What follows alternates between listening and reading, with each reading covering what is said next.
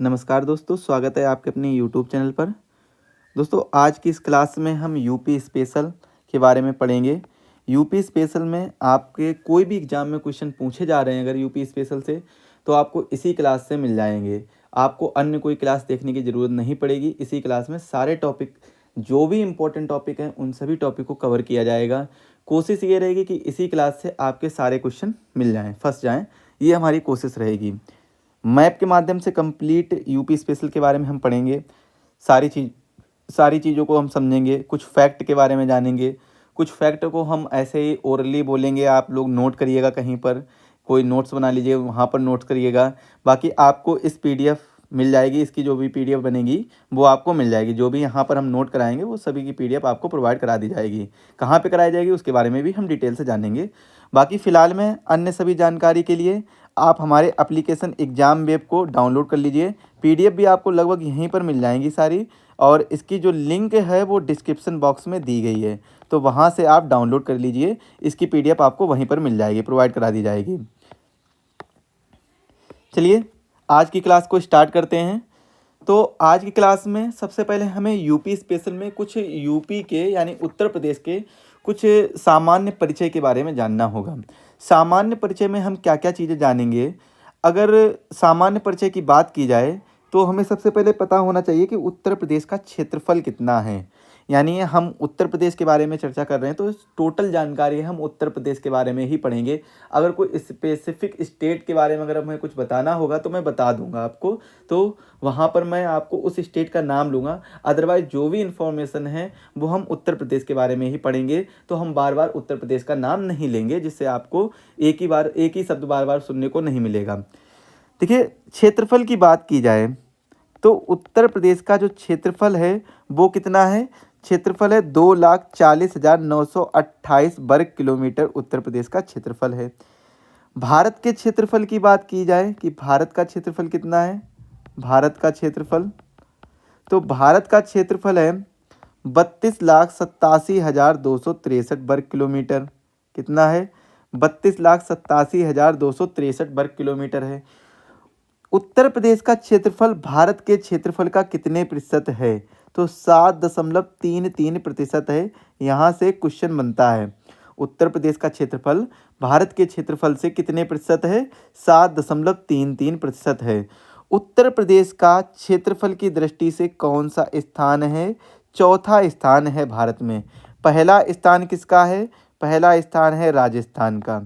पहला स्थान किसका है? राजस्थान का है। जबकि दूसरा स्थान किसका है? मध्य प्रदेश का है। दूसरा स्थान मध्य प्रदेश का है और तीसरा स्थान महाराष्ट्र का है। तीसरा स्थान किसका है? महाराष्ट्र का तीसरा स्थान है। चौथा स्थान उत्तर प्रदेश का है। चौथा स्थान किसका है? उत्तर प्रदेश का है क्षेत्रफल की दृष्टि से। तो ये चीज़ भी आप लोग नोट करिएगा, बहुत ही इंपॉर्टेंट है, यहाँ से क्वेश्चन बन जाते हैं, तो ये चीज़ आप लोग ज़रूर नोट करिएगा। इसके बाद में यहाँ से अगर क्वेश्चन ये पूछा जाए कि उत्तर प्रदेश का कुल अक्षांशीय विस्तार कितना है। उत्तर प्रदेश का अगर अक्षांशीय विस्तार की बात की जाए, अक्षांशीय विस्तार, यहाँ से भी क्वेश्चन पूछ लिया जाता है, इसीलिए मैं बता रहा हूँ आपको। अक्षांशीय विस्तार उत्तर प्रदेश का, तो अक्षांशीय विस्तार कितना है? 7 डिग्री 36 मिनट। और देशांतरीय विस्तार कितना है? सर देशांतरीय विस्तार भी बता दीजिए। देशांतरीय विस्तार, तो देशांतरीय विस्तार है 7 डिग्री 09 मिनट। ये इसका देशांतरीय विस्तार है। इसके बाद में अगर क्वेश्चन ये पूछा जाए कि सर उत्तर प्रदेश का जो पूर्वी जिला है वो कौन सा है, तो पूर्वी जिला मैप में देखिए, मैप में समझने का प्रयत्न करेंगे। ये आपको दिख रहा होगा बलिया, बलिया दिख रहा है। ये कौन सा जिला है? उत्तर प्रदेश का पूर्वी जिला है। कौन सा जिला है? पूर्वी। और ये जो आपको जिला दिख रहा है ये वाला, ये कौन सा जिला है? सोनभद्र या रॉबर्ट्सगंज भी कह लीजिए। तो ये कौन सा है? उत्तर प्रदेश का दक्षिणी जिला है। ये कौन सा जिला है? दक्षिणी जिला है। ये जिला है कौन सा? सोनभद्र है। सोनभद्र जिला है, वो कौन सा है? दक्षिणी जिला है। ये जो आपको जिला दिख रहा होगा ये कौन सा? शामली जिला है। ये उत्तर प्रदेश का पश्चिमी जिला है। कौन सा जिला है? पश्चिमी। और ये जो आपको दिख रहा होगा सहारनपुर, ये उत्तर प्रदेश का उत्तरी जिला है। कौन सा जिला है? उत्तरी जिला है उत्तर प्रदेश का। अब इसको हम एक डायग्राम की मदद से समझते हैं। तो ये आपने कैंपस देखा होगा, इस तरीके का होता है। तो ये जो होता है वो नॉर्थ होता है, ये साउथ होता है, ये ईस्ट होता है, इधर वेस्ट होता है। अगर यहीं पर क्वेश्चन ये पूछ लिया जाए कि सर उत्तरी जिला कौन सा होगा, उत्तरी जिला कौन सा होगा, तो बताइएगा सर सहारनपुर होगा। कौन सा हो जाएगा? सहारनपुर हो जाएगा। अगर पूछा जाए पूर्वी जिला कौन सा होगा सर, तो बताइएगा सर बलिया होगा पूर्वी जिला। दक्षिणी जिला कौन सा हो जाएगा? सोनभद्र हो जाएगा। दक्षिणी जिला कौन सा हो जाएगा? सोनभद्र दक्षिणी जिला हो जाएगा। इसके बाद में पश्चिमी जिला कौन सा हो जाएगा? शामली पश्चिमी जिला हो जाएगा, शामली। तो 4 जिला हैं, सहारनपुर, बलिया, सोनभद्र और शामली, जो कि उत्तर, पूरब, दक्षिण, पश्चिम चारों क्रमशः क्रमवार जिला हैं। इसके बाद में अगर यहाँ से क्वेश्चन ये बनता है, क्या बनता है कि पूरब से पश्चिम की लंबाई कितनी है, तो बताइएगा सर 650 किलोमीटर है। कितनी है? 650 किलोमीटर। यानी जो यहाँ से पूर्व पश्चिम से, और ये जो लंबाई आपको पूछी गई, ये लंबाई कितनी है उत्तर प्रदेश की, तो ये बताइएगा सर 650 किलोमीटर है। कितनी है? 650 किलोमीटर। और यहीं पे अगर बात की जाए कि जो उत्तर से इस जगह से जो दक्षिण की जगह है, ये जो दक्षिण की जगह है, ये जो चौड़ाई है, यानी ये जो प्रदेश की चौड़ाई है वो कितनी है? प्रदेश की चौड़ाई कितनी है? 240 किलोमीटर। कितनी बताइएगा सर? 240 किलोमीटर प्रदेश की चौड़ाई है। लंबाई कितनी है? अगर उत्तर प्रदेश के, किसकी बात कर रहे हैं? उत्तर प्रदेश के लंबाई की बात की जाए तो 650 किलोमीटर उत्तर प्रदेश की लंबाई है। चौड़ाई की अगर बात की जाए तो 240 किलोमीटर उत्तर प्रदेश की चौड़ाई है। लंबाई को किस तरीके से? पूरब से पश्चिम, शॉर्ट में ही लिख देंगे, पूरब से पश्चिम। और चौड़ाई को किससे? उत्तर से दक्षिण, उत्तर से दक्षिण, ये चौड़ाई हो जाएगी। तो उत्तर प्रदेश के बारे में ये कुछ सामान्य परिचय था। इसके बाद में उत्तर प्रदेश का अगर हम पूछा जाए कि उत्तर प्रदेश का अपना स्थापना दिवस कब मनाता है, उत्तर प्रदेश अपना स्थापना दिवस कब मनाता है? स्थापना दिवस, तो स्थापना दिवस बताएंगे सर, उत्तर प्रदेश अपना स्थापना दिवस 24 जनवरी को मनाता है। कब मनाता है उत्तर प्रदेश अपना स्थापना दिवस? 24 जनवरी को मनाता है। क्यों? क्योंकि 24 जनवरी 1950 को, 24 जनवरी 1950 को उत्तर प्रदेश की स्थापना की गई है। उत्तर प्रदेश स्थापित किया गया था। कब किया गया था? 24 जनवरी 1950 को। इसके बाद में क्वेश्चन पूछा जाए उत्तर प्रदेश का राजकीय वृक्ष क्या है? उत्तर प्रदेश का, यहाँ पर कुछ हम राजकीय चिन्ह, वृक्ष, पुष्प वगैरह इन सभी चीज़ों के बारे में जानकारी ले लेते हैं। यहाँ से भी क्वेश्चन पूछ लिए जाते हैं। तो अगर क्वेश्चन क्या पूछा जाए कि राजकीय वृक्ष क्या है, तो वृक्ष बताएंगे अशोक, या क्या कौन सा बताएंगे? सीता अशोक बताएंगे। इसके बाद में अगर पशु पूछा जाए कि सर पशु भी बता दीजिए, तो पशु बताएंगे बारहसिंगा। कौन सा पशु है? बारहसिंगा है। अगर भाषा पूछ ली जाए उत्तर प्रदेश की भाषा कौन सी है, तो बताएंगे सर हिंदी है, और कौन सी है? और उर्दू है। और कौन सी है? उर्दू है। अगर पक्षी पूछ लिया जाए कि पक्षी भी बता ही दीजिए सर, तो बताएंगे सारस, या फिर इसी को हम क्रॉन्च भी कहते हैं। सारस को ही क्या कहते हैं? क्रॉन्च कहते हैं। अगर पुष्प पूछा जाए कि उत्तर प्रदेश का पुष्प कौन सा है, तो आप लोग बताएंगे पलाश। पलाश है जो उत्तर प्रदेश का पुष्प है, राजकीय पुष्प है पलाश। इसके बाद में उत्तर प्रदेश में हम कुछ और समग्र अध्ययन करते हैं, जैसे कि क्या अध्ययन करेंगे? इसमें हम देखेंगे उत्तर प्रदेश में मंडल कितने हैं। उत्तर प्रदेश में 18 मंडल हैं। 18 मंडल हैं। अगर जनपद पूछे जाए, जनपद कितने हैं? 75 जनपद हैं। 75 जनपद। तहसील कितनी हो जाएंगी? तहसील हैं 351। नगर समूह कितने हैं? नगर समूह यहाँ पर हैं 915। नगर निगम नगर निगम कितने हैं? 17। नगर पालिका परिषद, नगर पालिका परिषद ये कितने हैं यहाँ पर? नगर पालिका परिषद हैं 198। विकास खंड, विकास खंड कितने हैं यहाँ पर? तो विकास खंड है 825। नगर पंचायत कितनी है? नगर पंचायत, नगर पंचायत तो नगर पंचायत हैं 438। ग्राम पंचायत, ग्राम पंचायत, ग्राम पंचायत 1,06,774। और डाकघर उत्तर प्रदेश में डाकघर कितने हैं? 17,670 डाकघर हैं। ये उत्तर प्रदेश के बारे में कुछ फैक्चुअल डाटा है। कैसा डाटा है? फैक्चुअल डाटा है जो आपको याद करना होगा, यहाँ से क्वेश्चन पूछ लिया जाता है। इसके बाद कुछ और चीज़ें देख लेते हैं। उत्तर प्रदेश के बारे में ही है, उत्तर प्रदेश के बारे में क्योंकि पढ़ रहे हैं। तो उत्तर प्रदेश को 4 आर्थिक जोन में बांटा गया है। कितने जोन में बांटा गया है? 4 आर्थिक क्षेत्र में बांटा गया है। अब वो 4 आर्थिक क्षेत्र कौन कौन से हैं? एक तो है पूर्वी, दूसरा कौन सा है? पश्चिमी, और तीसरा कौन सा है? केंद्रीय, यानी सेंट्रल जो बीच का हिस्सा है, केंद्रीय भी इसे बोल सकते हैं, केंद्रीय। और चौथा है बुंदेलखंड। चौथा कौन सा है? बुंदेलखंड। बुंदेलखंडीय क्षेत्र है, वो चौथा क्षेत्र है, उत्तर प्रदेश का आर्थिक क्षेत्र है। इसके बाद में ये थोड़ी सी इंफॉर्मेशन है। अब हम सीमाओं के बारे में अगर चर्चा करें, किसके बारे में चर्चा करें? यहाँ पर एक चीज़ और देख लेते हैं, उत्तर प्रदेश की जनसंख्या, इसी को भी यहीं पर कवर करते हैं। तो उत्तर प्रदेश की जनसंख्या कितनी है?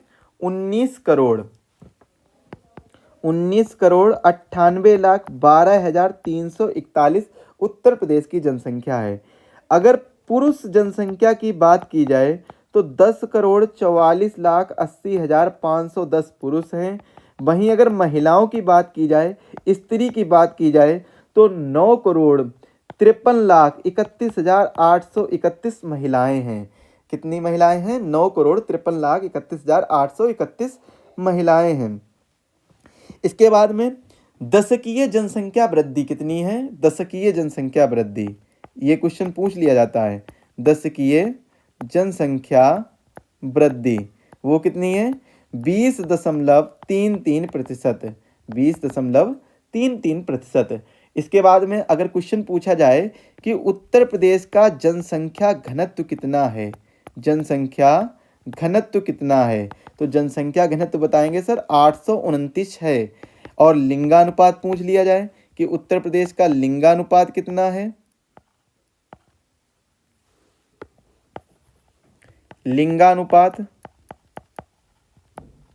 लिंगानुपात तो बताइएगा सर 912 है। कितना है लिंगानुपात? 912 है। बाकी सारी चीज़ें आपको जो परिचय है, जितनी ज़्यादा से ज़्यादा चीज़ें होनी चाहिए वो मैंने आपको बता दी है। अगर इसी परिचय में हम लोग एक चीज़ और देख लेते हैं, फैक्चुअल डाटा देखेंगे तो एक तरीके से, हालांकि वो हम क्लाइमेट में पढ़ेंगे। जो ग्रीष्म ऋतु होती है उत्तर प्रदेश में वो मार्च से जून तक होती है। कब होती है? ग्रीष्म ऋतु जो होती है उत्तर प्रदेश में वो कब होती है? ग्रीष्म ऋतु वो मार्च से जून में होती है, मार्च और जून में, मार्च से जून में। इसके बाद में जो शीत ऋतु होती है, शीत ऋतु कब होती है? ये अक्टूबर से फरवरी तक होती है। कब से कब तक होती है? अक्टूबर से फरवरी तक होती है। और इसके बाद में जो वर्षा ऋतु होती है, वर्षा ऋतु कब से कब तक होती है? जून के अंतिम सप्ताह से अक्टूबर तक। तो जून के अंतिम सप्ताह से, लास्ट वीक भी लिख लीजिएगा, लास्ट वीक से अक्टूबर तक होती है, अक्टूबर तक। तो ये क्या होती है? वर्षा ऋतु होती है। हालांकि इसके बारे में हम चर्चा बाद में करेंगे, जब हम मौसम के बारे में पढ़ेंगे तब इसके बारे में भी चर्चा करेंगे। तो इतना आपको समझ में आया होगा, कमेंट में बताइए। अगर आपको समझ में आया है तो जल्दी से कमेंट में बताइए। चैनल पर जो साथी नए, चैनल को सब्सक्राइब कर लीजिए, बाकी बेल आइकन को जरूर प्रेस करिएगा, जिससे वीडियो की लेटेस्ट इन्फॉर्मेशन सबसे पहले आपके पास पहुंचे। एक और चीज़ है, इस वीडियो की PDF आपको हमारे टेलीग्राम चैनल पर या टेलीग्राम ग्रुप पर और साथ ही साथ में एग्जाम वेब एप्लीकेशन पर प्रोवाइड कराई जाएगी। एग्जाम वेब एप्लीकेशन आपको डाउनलोड करना होगा प्ले स्टोर से, वहाँ पर आपको फ्री स्टडी मटेरियल में जाना होगा। हालांकि जैसे ही आप लोग उसमें लॉगिन करेंगे तो ऊपर एक आइकन दिखेगा जिसमें आपको दिखेगा यूट्यूब PDF, तो उस पर क्लिक करिएगा, डायरेक्ट आप रिडायरेक्ट हो जाएंगे फ्री स्टडी मटेरियल पर। तो वहाँ से आप इसकी PDF डाउनलोड कर सकते हैं। आपको सबसे पहले मिल जाएगी UPG के PDF मैप वाली मैप PDF, तो मिल जाएगी, तो आपको वहाँ से ये PDF मिल जाएगी, तो डाउनलोड कर लीजिएगा। इसके बाद में उत्तर प्रदेश की सीमाओं के बारे में चर्चा करते हैं। किसके बारे में? उत्तर प्रदेश की सीमा। उत्तर प्रदेश की सीमा, तो किसके साथ सीमा साझा करता है उत्तर प्रदेश, इसके बारे में चर्चा करते हैं।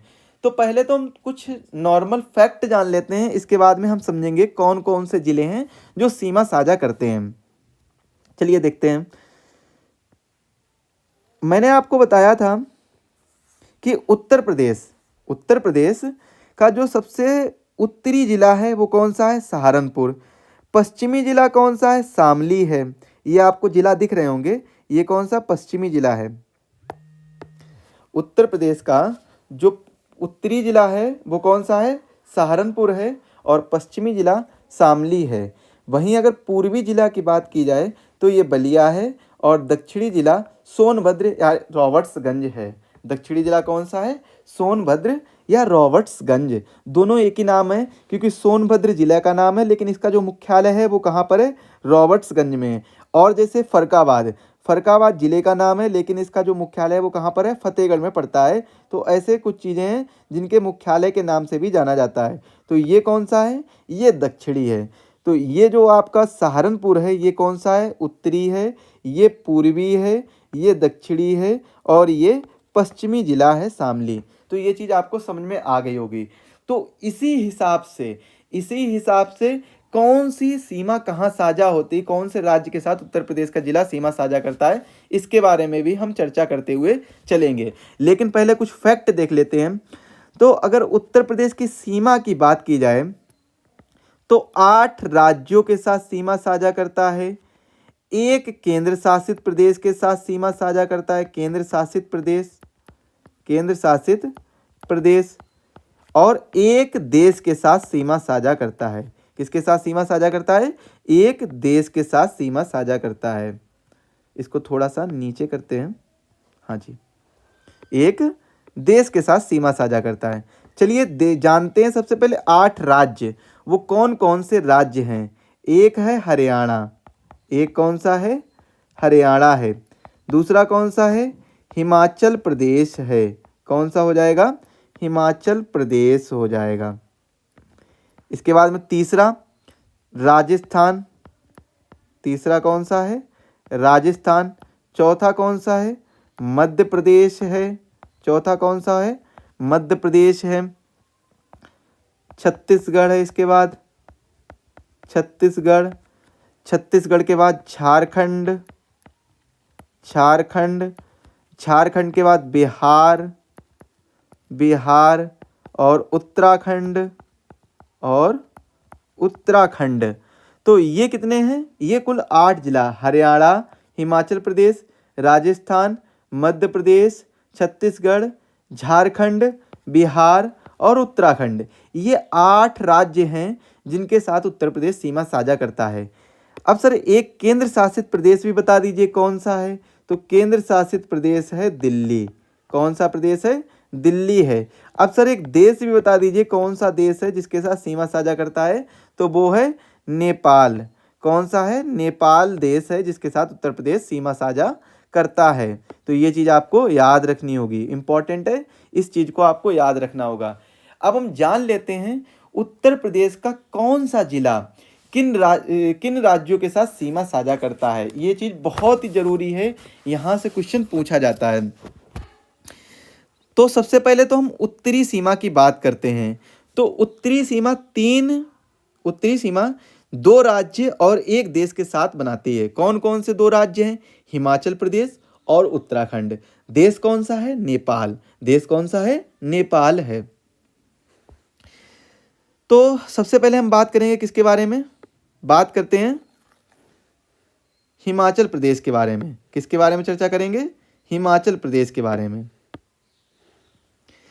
यहाँ पे आपको ये जो दिखेगा वो क्या दिखेगा, ये जो एरिया दिखेगा हिमाचल प्रदेश का एरिया दिखेगा। हिमाचल प्रदेश के साथ केवल एक जिला सीमा साझा करता है, वो कौन सा है, सहारनपुर है। कौन सा है, सहारनपुर है। एक जिला केवल हिमाचल प्रदेश के साथ केवल एक ही जिला है जो सीमा साझा करता है, वो है सहारनपुर। इसके बाद में उत्तराखंड। उत्तराखंड के साथ कितने जिला सीमा साझा करते हैं, उत्तराखंड?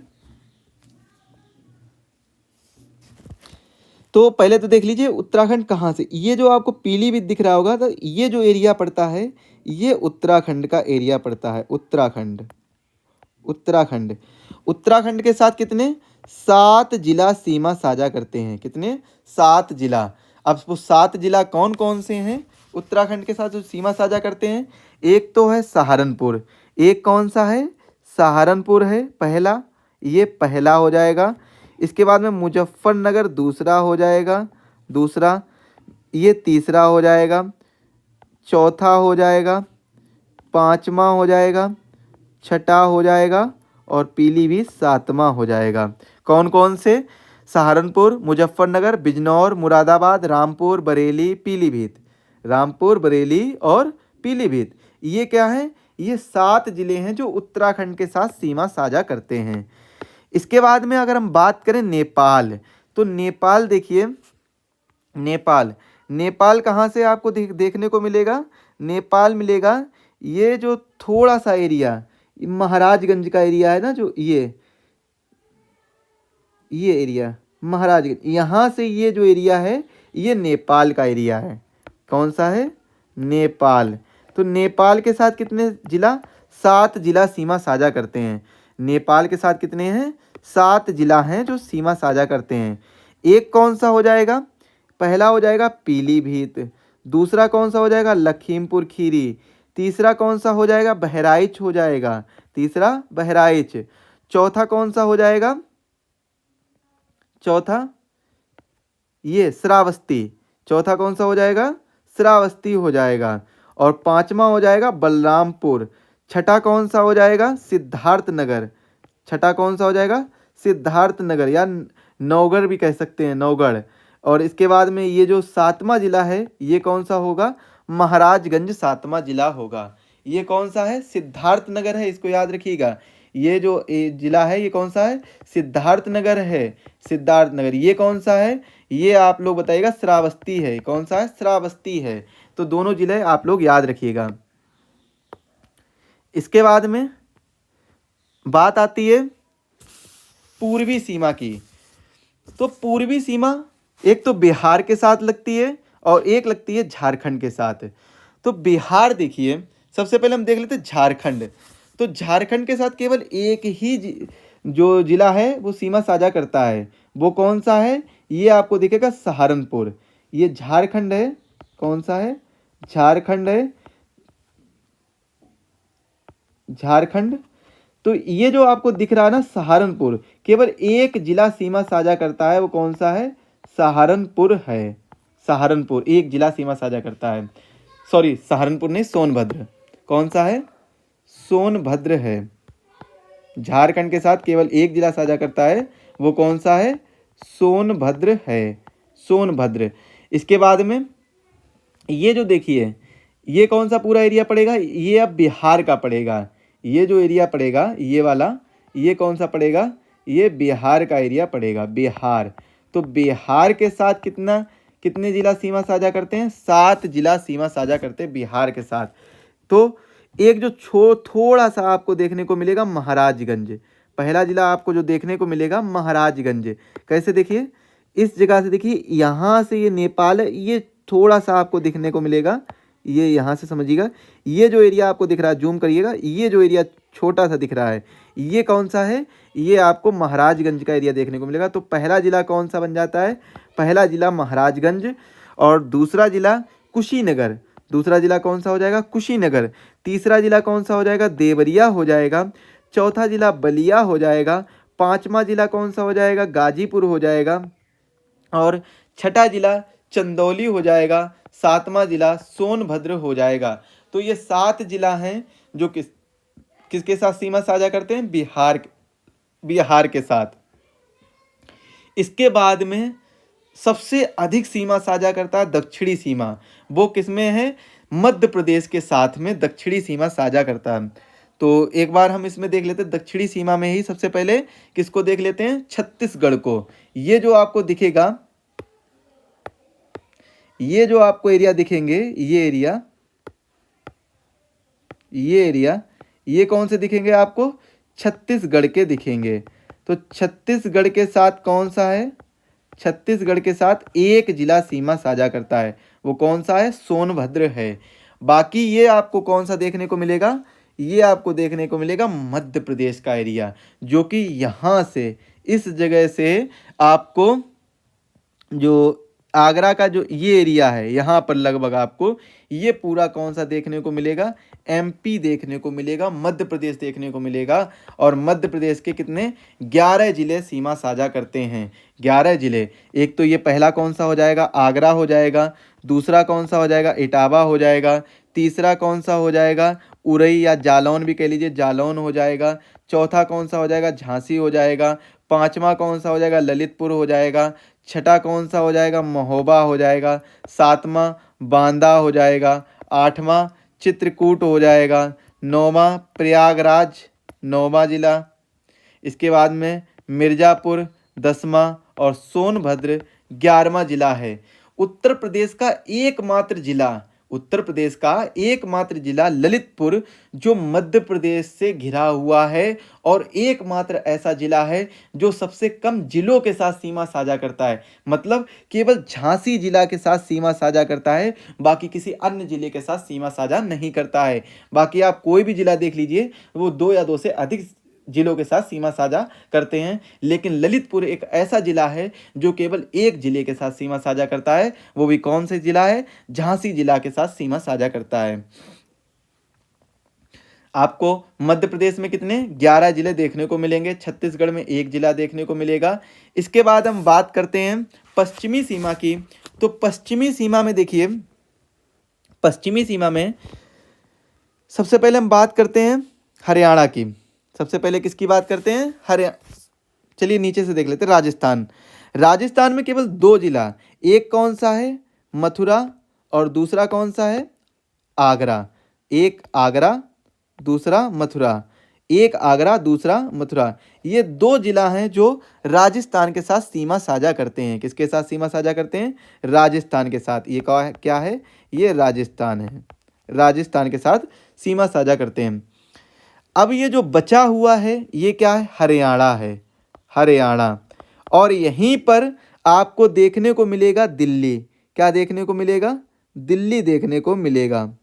ये जो देखने को मिलेगा आपको, दिल्ली देखने को मिलेगा, दिल्ली।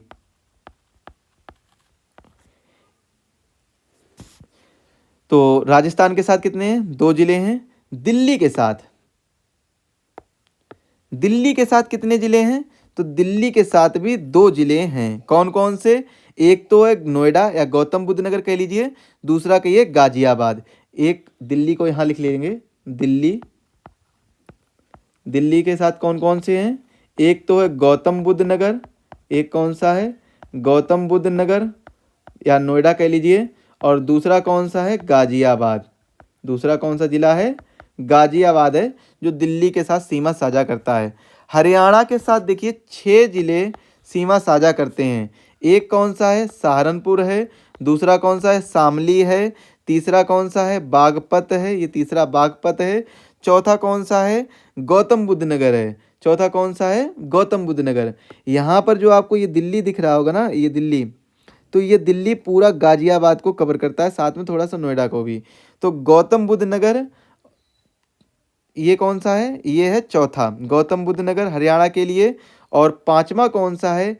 अलीगढ़ है, ये पांचवा है। और छठा कौन सा है? मथुरा है, ये छठा जिला है। ये छठा है, ये पांचवा है। तो इनको आप लोग नोट करेंगे। एक बार जल्दी जल्दी सभी चीज़ों को नोट कर लेंगे। तो सबसे पहले हम देखेंगे किसके बारे में? हिमाचल प्रदेश के बारे में।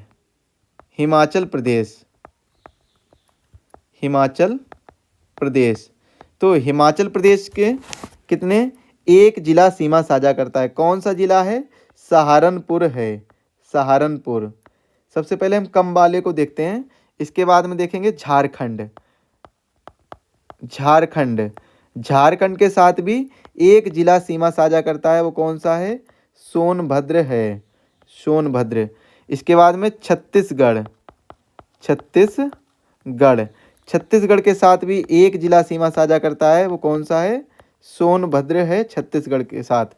इसके बाद में दिल्ली, दिल्ली, दिल्ली के साथ दो जिला सीमा साझा करते हैं, एक तो गौतम बुद्ध नगर और दूसरा है गाजियाबाद। दूसरा कौन सा है? गाजियाबाद है। इसके बाद में राजस्थान, राजस्थान, राजस्थान के साथ कितने दो जिला सीमा साझा करते हैं, एक तो मथुरा और दूसरा कौन सा है? आगरा है। दूसरा कौन सा है? आगरा है। इसके बाद में हरियाणा, हरियाणा कितने जिला? 6 जिला सीमा साझा करता है।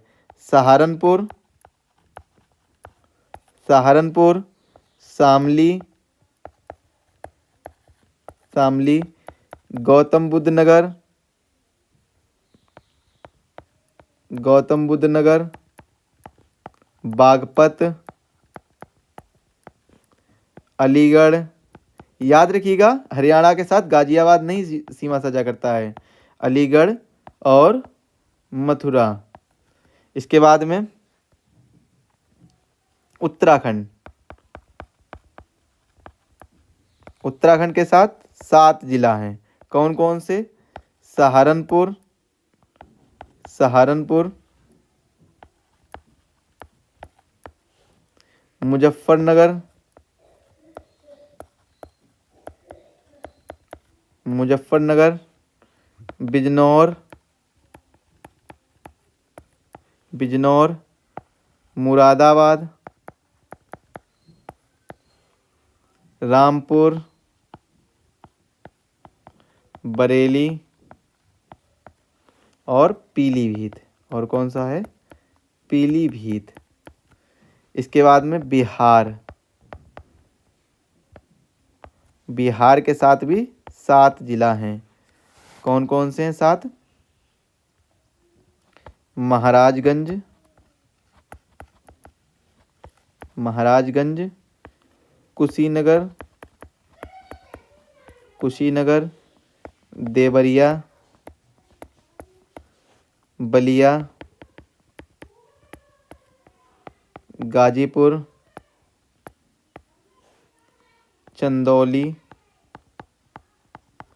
चंदौली, सोनभद्र। इसके बाद में अब आता है नेपाल, नेपाल, नेपाल के साथ भी कितने हैं? 7 जिला हैं। कौन कौन से? पीलीभीत, पीलीभीत, लखीमपुर खीरी, बहराइच, बहराइच, श्रावस्ती, श्रावस्ती, बलरामपुर, बलरामपुर, सिद्धार्थनगर, सिद्धार्थनगर और महाराजगंज। और कौन सा है? महाराजगंज। इसके बाद में लास्ट है मध्य प्रदेश। कितने ज़िले हैं? 11 ज़िले। आगरा, आगरा, इटावा, जालौन, आगरा, इटावा, जालौन, झांसी, झांसी, ललितपुर, ललितपुर, महोबा, महोबा, बांदा, कौन सा हो जाएगा? बांदा, चित्रकूट, चित्रकूट, प्रयागराज, मिर्ज़ापुर और सोनभद्र।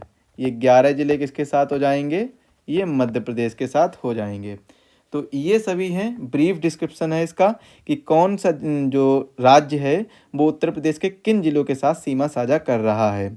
तो इसके बारे में हम पढ़ रहे थे अभी तक। अब हम आगे जो अगला टॉपिक पढ़ेंगे उसको देखेंगे। सबसे पहले कि अगला टॉपिक हमारा क्या रहने वाला है। तो अब हम कुछ और डिस्क्रिप्शन के बारे में जान लेते हैं। जैसे कि जो क्वेश्चन पूछ लिया जाता है, कुछ हम इम्पोर्टेंट फैक्ट के बारे में समझते हैं, जो जहाँ से क्वेश्चन सबसे ज़्यादा पूछ लिए जाते हैं। फैक्ट देखिए, मध्य प्रदेश राज्य से तीनों तरफ से घिरा हुआ जिला कौन सा है। इसमें आप देखिएगा तो ये जो जिला है मध्य प्रदेश राज्य से तीनों तरफ से घिरा हुआ जिला है। कौन सा जिला है? ये ललितपुर है। ये ललितपुर जिला है। ये किससे? मध्य प्रदेश से। तीनों तरफ से कौन है? इसके मध्य प्रदेश है। मध्य प्रदेश से घिरा हुआ जिला है। इसके बाद में उत्तर प्रदेश से लगा सबसे लंबी सीमा वाला राज्य कौन सा है? तो देखिए यहाँ से और लगभग यहाँ तक ये पूरा सीमा किसके साथ है? मध्य प्रदेश के साथ सीमा बनाता है उत्तर प्रदेश। ये जो है किसके साथ बनाता है सीमा? मध्य प्रदेश के साथ सीमा बनाता है। तो सबसे लंबे किसके साथ सीमा साझा करता है उत्तर प्रदेश? मध्य प्रदेश के साथ सीमा साझा करता है। उत्तर प्रदेश से लगा सबसे छोटी सीमा वाला राज्य यहाँ पे बिल्कुल जरा सा सीमा साझा करता है किसके साथ? हिमाचल प्रदेश के साथ सबसे छोटी सीमा। उत्तर प्रदेश के सहारनपुर जिले के सीमावर्ती राज्य, तो जो सहारनपुर जिला है और सोनभद्र जिला है, देखिए सहारनपुर कितने? तीन राज्यों से सीमा साझा करता है सहारनपुर। एक तो हरियाणा है, सहारनपुर है, यह 3 राज्यों से, हिमाचल प्रदेश, हरियाणा और उत्तराखंड। हरियाणा और उत्तराखंड, तो इन 3 राज्यों के साथ सहारनपुर सीमा साझा करता है। जबकि सोनभद्र, ये जो जिला है सोनभद्र, ये 4 राज्यों के साथ में, कितने राज्यों के साथ में? 4 राज्यों के साथ में, बिहार, झारखंड, छत्तीसगढ़ और कौन सा हो जाएगा? यहाँ पर हो जाएगा ये मध्य प्रदेश। 4 राज्यों के साथ में सीमा साझा करता है सोनभद्र। उत्तर प्रदेश के सर्वाधिक 11 जिलों को स्पर्श करने वाला कौन सा है? मध्य प्रदेश राज्य है। प्रदेश के सबसे कम जिलों जो एकमात्र झांसी को स्पर्श करता है वो कौन सा है? ललितपुर है। केवल एकमात्र जिला झांसी को ही स्पर्श करता है, बाकी किसी को भी स्पर्श नहीं करता है, केवल झांसी को स्पर्श करता है। इसके बाद में क्वेश्चन पूछा जाए कि उत्तर प्रदेश किस देश के साथ सीमा साझा करता है, तो बताइएगा सर उत्तर प्रदेश किसके साथ सीमा साझा करता है? केवल नेपाल के साथ, नेपाल देश के साथ सीमा साझा करता है। तो ये चीज़ आपको समझ में आ गई होगी। अब इसी में देखिए हम लोग स्टार्ट करने वाले हैं उत्तर प्रदेश की जनगणना 2011 के बारे में। देखिए इंपॉर्टेंट है, यहाँ से क्वेश्चन पूछ लिए जाते हैं, इसीलिए हम इसको बता दे रहे हैं जल्दी से जल्दी, एक ब्रीफ डिस्क्रिप्शन दिए दे रहे हैं। तो जनगणना की अगर बात की जाए तो उत्तर प्रदेश की कुल जनसंख्या कितनी है? मैंने पहले स्टार्टिंग में ही इसके बारे में चर्चा की थी। तो उत्तर प्रदेश की जनगणना, हेडिंग क्या पड़ेगी? जनगणना, उत्तर प्रदेश की जनगणना, जनगणना 2011, यहाँ से क्वेश्चन आएंगे। तो उत्तर प्रदेश की, किसकी? उत्तर प्रदेश की कुल जनसंख्या कितनी है? तो जनसंख्या कितनी है कुल? 19,98,12,341 जनसंख्या है कुल। लिंगानुपात कितना है उत्तर प्रदेश का? हालांकि ये सभी हम पहले ही बता चुके हैं, लेकिन आप लोग बताइएगा कि लिंगानुपात कितना है? 912 है। जनघनत्व, इसके बारे में भी बताया था। जनघनत्व कितना है? जनघनत्व है 829। दशकीय वृद्धि दर 20.3% बताई थी। साक्षरता दर, यहाँ पर इसको नोट करेंगे, साक्षरता दर, साक्षरता दर कितनी है? 67.7% साक्षरता दर है। अनुसूचित जाति की यानी एससी की जनसंख्या कितनी है? एससी की जनसंख्या कितनी है? 4,13,57,608 एससी की जनसंख्या है। राज्य की कुल जनसंख्या में अनुसूचित जाति का प्रतिशत कितना है? ये कितना प्रतिशत है? 20.7% लगभग माना जाता है। कितना माना जाता है? 20.7% कुल जनसंख्या में। इसके बाद में राज्य की कुल जनसंख्या में अनुसूचित जनजाति का प्रतिशत कितना है? अनुसूचित जनजाति का प्रतिशत, एसटी का प्रतिशत कितना है? तो 0.6% एसटी का प्रतिशत है। अगर इसी में किसमें अनुसूचित जनजाति यानी एसटी की जनसंख्या कितनी है पूछ लिया जाए कि एसटी की जनसंख्या कितनी है? तो बताइए 11,34,273। कितनी जनसंख्या है? 11,34,273 जनसंख्या है किसकी? एसटी की, जो 0.6% है। इसी में अगर महिलाओं की बात की जाए कि महिलाएं कितनी हैं, पुरुष कितने हैं, मेल कितने हैं, फीमेल कितने हैं, तो मेल यानी पुरुष की संख्या है 5,81,083। 5,81,083 ये कितना है? ये पुरुष की जनसंख्या है। वहीं अगर महिला की जनसंख्या की बात की जाए तो 5,53,190 महिला की जनसंख्या है। अगर यहाँ पर एससी की जनसंख्या में पूछा जाए कि सर एससी की जनसंख्या में पुरुष कितने हैं, पुरुष कितने हैं, महिलाएं कितनी हैं, तो पुरुष यहाँ पर कितने एससी की जनसंख्या में? पुरुष हैं 2,16,76,975, इतने पुरुष हैं। महिलाएं कितनी हैं? 1,96,80,633 महिलाएं हैं। ये कौन है? ये महिलाएं हैं।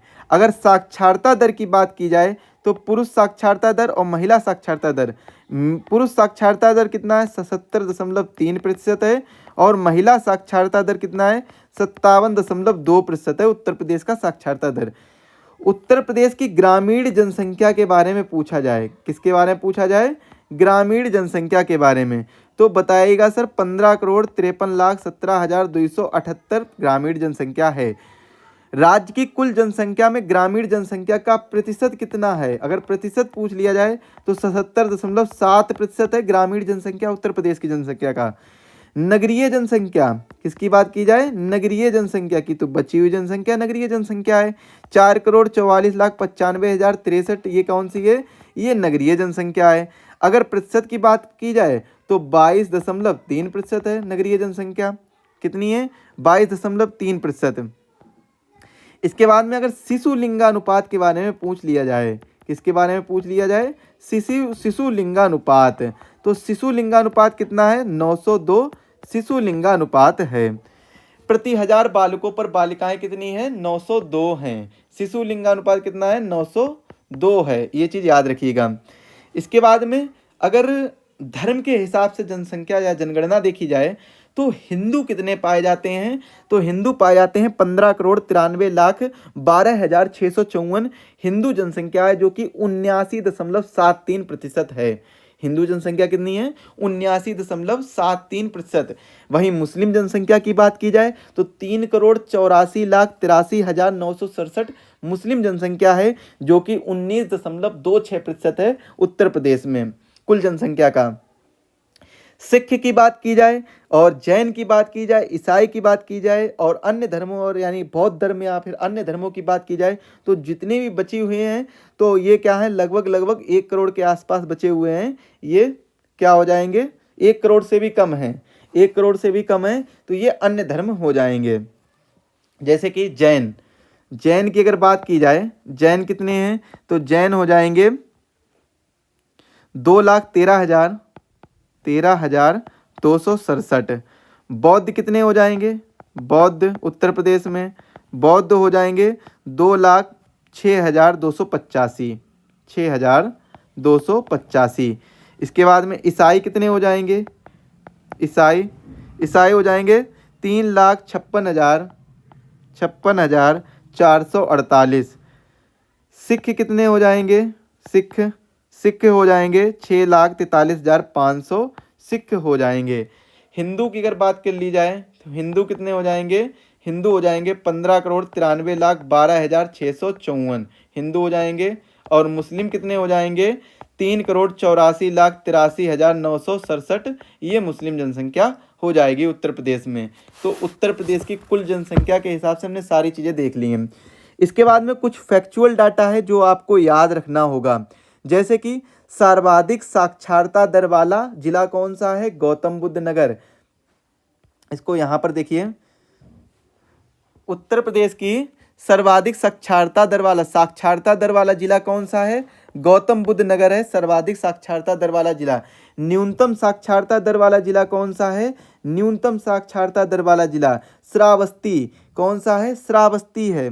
तो इन चीज़ों को आप लोग एक काम करिए, नोट कर लीजिए, जल्दी जल्दी नोट करिए, जितना मैं बोलता जाऊँ उतना आप लोग नोट कर लीजिए। सर्वाधिक साक्षरता दर वाला जिला गौतम बुद्ध नगर, न्यूनतम साक्षरता दर वाला जिला श्रावस्ती, सर्वाधिक पुरुष साक्षरता दर वाला जिला गौतम बुद्ध नगर, न्यूनतम पुरुष साक्षरता दर वाला जिला श्रावस्ती, सर्वाधिक महिला साक्षरता दर वाला जिला कानपुर नगर, न्यूनतम महिला साक्षरता दर वाला जिला श्रावस्ती, राज्य की कुल जनसंख्या में सर्वाधिक अनुसूचित जाति प्रतिशत वाला जिला कौशाम्बी, सर्वाधिक जनसंख्या वाला जिला इलाहाबाद प्रयागराज, जो आज के नाम में प्रयागराज के नाम से जाना जाता है, न्यूनतम जनसंख्या वाला जिला महोबा, सर्वाधिक लिंगानुपात वाला जिला जौनपुर, न्यूनतम लिंगानुपात वाला जिला गौतम बुद्ध नगर, सर्वाधिक जनघनत्व वाला जिला गाजियाबाद, न्यूनतम जनघनत्व वाला जिला ललितपुर, सर्वाधिक नगरीय जनसंख्या का प्रतिशत वाला जिला गाजियाबाद, राज्य की कुल जनसंख्या में सर्वाधिक अनुसूचित जनजाति प्रतिशत वाला जिला सोनभद्र, न्यूनतम नगरीय जनसंख्या का प्रतिशत वाला जिला श्रावस्ती, राज्य की कुल जनसंख्या में न्यूनतम अनुसूचित जाति प्रतिशत वाला जिला बागपत, सर्वाधिक दशकीय वृद्धि वाला जिला गौतम बुद्ध नगर, न्यूनतम दशकीय वृद्धि वाला जिला कानपुर नगर, सर्वाधिक ग्रामीण जनसंख्या वाला जिला प्रयागराज, न्यूनतम ग्रामीण जनसंख्या वाला जिला गौतम बुद्ध नगर, सर्वाधिक बार न्यूनतम वैधानिक नगरों की संख्या वाले जिला क्रमशः कौन से हैं? बदायूं और श्रावस्ती हैं। सर्वाधिक ग्रामीण प्रतिशतता वाला जिला श्रावस्ती, न्यूनतम ग्रामीण प्रतिशतता वाला जिला गाजियाबाद, सर्वाधिक नगरीय जनसंख्या वाला जिला गाजियाबाद, न्यूनतम नगरीय जनसंख्या वाला जिला श्रावस्ती, सर्वाधिक अनुसूचित जाति जनसंख्या वाला जिला सीतापुर, न्यूनतम अनुसूचित जाति जनसंख्या वाला जिला बागपत, सर्वाधिक पुरुष जनसंख्या वाला जिला इलाहाबाद, सर्वाधिक महिला जनसंख्या वाला जिला इलाहाबाद, सर्वाधिक शिशु लिंगानुपात वाला जिला बलरामपुर, न्यूनतम शिशु लिंगानुपात वाला जिला बागपत, सर्वाधिक ग्रामीण साक्षरता दर वाला जिला औरैया, न्यूनतम ग्रामीण साक्षरता दर वाला जिला श्रावस्ती, सर्वाधिक ग्रामीण शिशु लिंगानुपात वाला जिला बलरामपुर, न्यूनतम ग्रामीण शिशु लिंगानुपात वाला जिला गौतम बुद्ध नगर, और सर्वाधिक अनुसूचित जनजाति वाला जिला सोनभद्र, न्यूनतम अनुसूचित जनजाति वाला जिला बागपत। तो ये सभी क्या हैं, आपको कुछ फैक्ट हैं याद रखने होंगे, जो कि बहुत ही महत्वपूर्ण हैं आपके एग्जाम पॉइंट ऑफ व्यू से। अगर आप जनगणना के क्वेश्चन यहाँ पर सॉल्व करके आएंगे तो यहीं से आपसे पूछे जाएंगे और यहाँ से आपको सॉल्व करना होगा। इसके बाद में अब हम बात करते हैं कुछ अन्य चीज़ों के बारे में। अन्य चीज़ जैसे 18वीं विधानसभा के बारे में अगर चर्चा की जाए, किसके बारे में? 18वीं विधानसभा के बारे में। तो 18वीं विधानसभा में यहाँ से क्वेश्चन पूछा जाएगा, विधानसभा में निर्वाचित महिला सदस्य, निर्वाचित महिला सदस्यों की संख्या कितनी है? ये है 47। कितनी है? 47। अगर लोकसभा की बात की जाए तो 80 सीटें हैं उत्तर प्रदेश में, राज्यसभा की बात की जाए तो 31 सीटें हैं उत्तर प्रदेश में। कितनी सीटें हैं? 31 सीटें हैं। पहले कितनी थी? 33 सीटें हुआ करती थी, अब 31 सीटें हैं।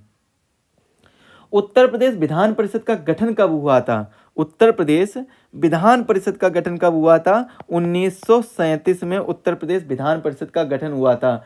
टोटल सीटें कितनी हैं यहाँ पर? टोटल विधानसभा में टोटल सीटें कितनी हैं? यहाँ पर 403 हैं। उत्तर प्रदेश में टोटल सीटें कितनी हैं? विधानसभा में 403 हैं। और नवंबर 2000 में यहाँ पर कितनी सीटें हुआ करती थी? 425 सीटें हुआ करती थी। तो बाकी सीटें जब नवंबर 2000 के बाद में उत्तराखंड का गठन होता है, उत्तर प्रदेश से कटकर उत्तराखंड नया राज्य बनता है, तब वहाँ पर कुछ सीटें चली जाती हैं। तो 403 सीटें उत्तर प्रदेश में हैं। लेकिन नवंबर 2000 से पहले कितनी सीटें हुआ करती थी? 425 सीटें हुआ करती थी। विधानसभा में आरक्षित सीटों की संख्या कितनी है? अगर विधानसभा में आरक्षित सीटों की संख्या बात की जाए, तो आरक्षित सीटों की संख्या जो है वो कितनी है? 86 आरक्षित सीटों की जनसंख्या है। 84 जिसमें एससी की हैं और 2 किसकी हैं? 2 एसटी की हैं। 2 किसकी हैं? 2 एसटी की, यानी शेड्यूल्ड ट्राइब्स की हैं। इसके बाद में उत्तर प्रदेश का उच्च न्यायालय कहाँ पर स्थित है? प्रयागराज में उत्तर प्रदेश का उच्च न्यायालय स्थित है। उच्च न्यायालय। उच्च न्यायालय कहाँ पर स्थित है? प्रयागराज में स्थित है। 1866 में उत्तर प्रदेश उच्च न्यायालय की इलाहाबाद में स्थापना होती है। कब होती है? 1866 में। सर्वाधिक विधानसभा सीटों वाला जिला कौन सा है? यहाँ पर 12 सीटें हैं प्रयागराज में। सर्वाधिक विधानसभा सीटों वाला जिला कौन सा है? प्रयागराज है, जिसमें 12 सीटें हैं। और सबसे कम विधानसभा सीटों वाले जिले कौन से हैं? एक तो हो जाएगा श्रावस्ती, हो जाएगा महोबा, हो जाएगा चित्रकूट, हो जाएगा ललितपुर, हो जाएगा हमीरपुर, हो जाएगा। यहाँ पर 2-2 सीटें हैं विधानसभा की। कितनी सीटें हैं? 2-2 सीटें हैं। औद्योगिक न्यायाधिकरण कहाँ कहाँ पर है? प्रयागराज, आगरा, मेरठ, लखनऊ, गोरखपुर, कानपुर। औद्योगिक, कोई इंडस्ट्रियल न्यायाधिकरण की बात की जाए, औद्योगिक न्यायाधिकरण की बात की जाए, यानी इंडस्ट्रियल ज्यूरिस्डिक्शन की बात की जाए, तो वो 6 जगह पर है। कहाँ कहाँ पर है? एक तो प्रयागराज में है, आगरा में है, मेरठ में है, लखनऊ में है, और गोरखपुर में है, और कानपुर में है। इन 6 जगह पर इंडस्ट्रियल ज्यूरिस्डिक्शन है, यानी औद्योगिक न्यायाधिकरण कहाँ पर है? इन 6 जगह पर है। प्रयागराज, आगरा, मेरठ, लखनऊ, गोरखपुर और कानपुर। प्रयागराज, आगरा, मेरठ, लखनऊ, गोरखपुर, कानपुर, इन 6 जगह पर औद्योगिक न्यायाधिकरण है। बाकी अगर आप इसकी पीडीएफ चाहते हैं तो डिस्क्रिप्शन बॉक्स में टेलीग्राम की लिंक, साथ ही साथ में एप्लीकेशन की लिंक दी गई है। एप्लीकेशन से आप इस वीडियो की पीडीएफ प्राप्त कर सकते हैं। कहाँ से प्राप्त कर सकते हैं? एप्लीकेशन से। चलिए अगला देखते हैं, अगला टॉपिक क्या आएगा इसी में। अगला टॉपिक कुछ इंफॉर्मेशन बेस्ड टॉपिक है, ये भी, इसको भी देख ही लेते हैं। यहाँ से भी क्वेश्चन पूछ लिए जाते हैं। अगर क्वेश्चन पूछा जाए कि उत्तर प्रदेश के प्रथम राज्यपाल का नाम बताइए, प्रथम राज्यपाल का नाम, तो उत्तर प्रदेश के प्रथम राज्यपाल का नाम क्या है? सरोजिनी नायडू। क्या नाम है? सरोजिनी नायडू उत्तर प्रदेश के प्रथम राज्यपाल का नाम है। और प्रथम मुख्यमंत्री कौन है, यानी सीएम कौन थे? पंडित गोविंद बल्लभ पंत। कौन थे? पंडित गोविंद बल्लभ पंत, ये प्रथम मुख्यमंत्री थे। कहाँ के? उत्तर प्रदेश के पहले मुख्यमंत्री थे। लोकसभा अध्यक्ष, लेजिस्लेटिव असेंबली यानी विधानसभा अध्यक्ष। अगर विधानसभा अध्यक्ष की बात की जाए तो विधानसभा के अध्यक्ष, लेजिस्लेटिव असेंबली के अध्यक्ष, लेजिस्लेटिव असेंबली के अध्यक्ष कौन थे? पुरुषोत्तम दास टंडन। पुरुषोत्तम दास टंडन। आप लोग सुनिएगा, सुनने में ज़्यादा ध्यान लगाइएगा। पुरुषोत्तम दास टंडन ये लोग जो लेजिस्लेटिव असेंबली यानी विधानसभा के पहले अध्यक्ष थे। वहीं बात की जाए विधान परिषद के पहले सभापति ये कौन थे? तो ये थे चंद्रभाल। इसके बाद में पहली महिला मुख्यमंत्री कौन थी? सुचेता कृपलानी पहली महिला मुख्यमंत्री। पहली बार प्रेसिडेंट रूल यानी राष्ट्रपति शासन, प्रेसिडेंट रूल पहली बार कब लगा था? राष्ट्रपति शासन कब लगा था? 25 फरवरी 1968 से 26 फरवरी 1969 तक पहली बार राष्ट्रपति शासन लगा था। विधानसभा का गठन कब हुआ था? कौन सा गठन? किसका गठन? विधानसभा का गठन। विधानसभा का गठन कब हुआ था? तो विधानसभा का गठन हुआ है 8 मार्च 1952 में। प्रदेश की प्रथम डाक सेवा, प्रदेश की प्रथम डाक सेवा कहाँ से कहाँ तक? नैनी से प्रयागराज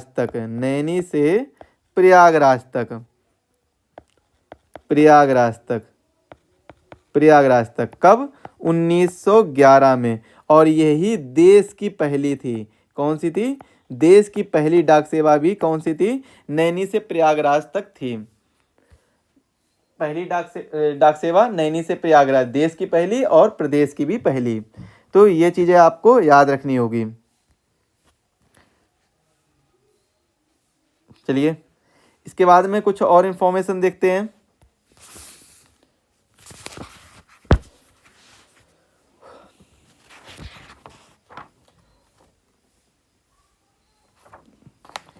इन्फॉर्मेशन के तौर पे ही देखेंगे प्रदेश के जो 18 मंडल हैं, मंडल 18 मंडल। हालांकि आप लोग कंप्लीट यूपी जीके का कोर्स आप ले सकते हैं, हमारे एप्लीकेशन पर अवेलेबल है।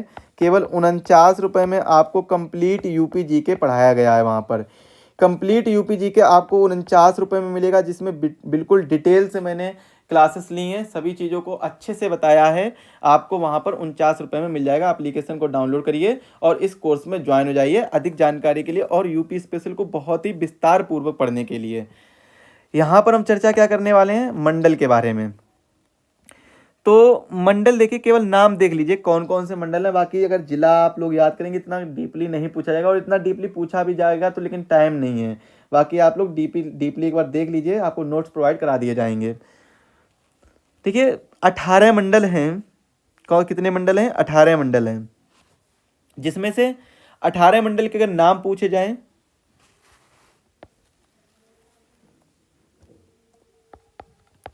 अठारह मंडल नाम पूछे जाएं, बताइएगा आप लोग। लखनऊ,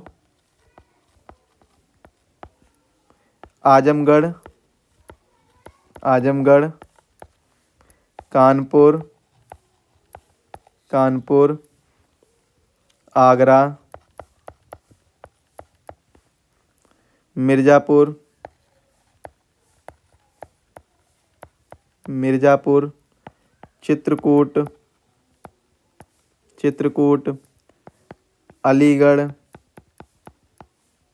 अलीगढ़, सहारनपुर, सहारनपुर, गोरखपुर, गोरखपुर, मेरठ, देवीपाटन, देवीपाटन, अयोध्या, बस्ती, बरेली, झांसी,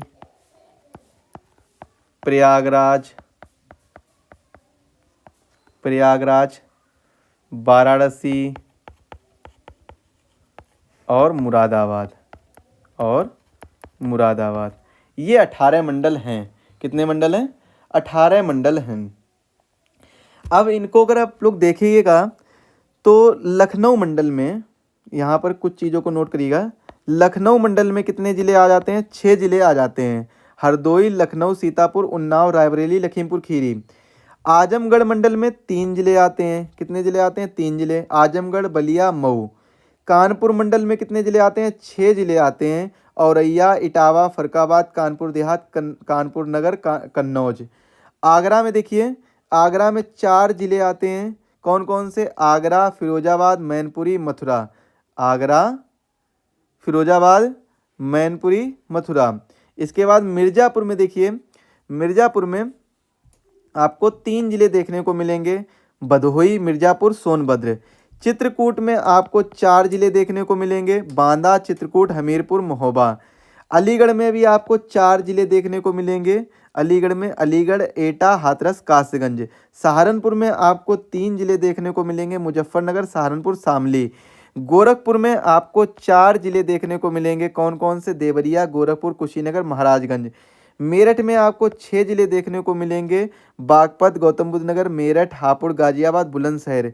देवीपाटन मंडल में आपको कितने, 4 ज़िले देखने को मिलेंगे। कौन कौन से, बहराइच, बलरामपुर, गोंडा, श्रावस्ती। अयोध्या मंडल में आपको 5 ज़िले देखने को मिलेंगे, अंबेडकर नगर, बाराबंकी, अयोध्या, सुल्तानपुर, अमेठी। बस्ती में आपको 3 ज़िले देखने को मिलेंगे, बस्ती, सिद्धार्थनगर, संत कबीर नगर। बरेली में आपको 4 ज़िले देखने को मिलेंगे, बदायूं, पीलीभीत, बरेली, शाहजहाँपुर। झांसी में भी आपको 3 ज़िले देखने को मिलेंगे, जालौन, झांसी, ललितपुर। जालौन, झांसी, ललितपुर। प्रयागराज मंडल में भी आपको 4 ज़िले देखने को मिलेंगे, प्रयागराज, कौशाम्बी, फतेहपुर, प्रतापगढ़। वाराणसी मंडल में आपको 4 ज़िले देखने को मिलेंगे, चंदौली, जौनपुर, वाराणसी, गाजीपुर। इसके बाद में मुरादाबाद में आपको 5 ज़िले देखने को मिलेंगे। मुरादाबाद, रामपुर, अमरोहा, बिजनौर, संभल, ये 5 ज़िले आपको मुरादाबाद में देखने को मिलेंगे।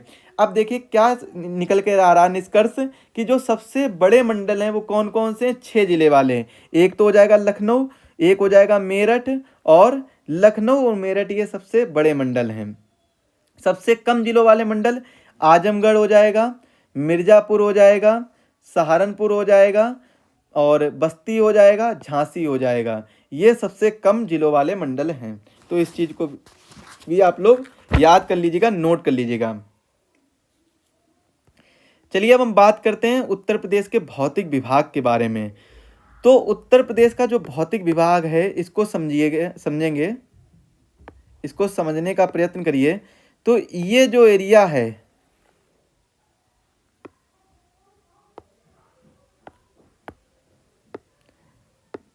ये जो एरिया है, ये कौन सा एरिया है? ये एरिया आपको दिख रहा है भाबर एवं तराई का क्षेत्र।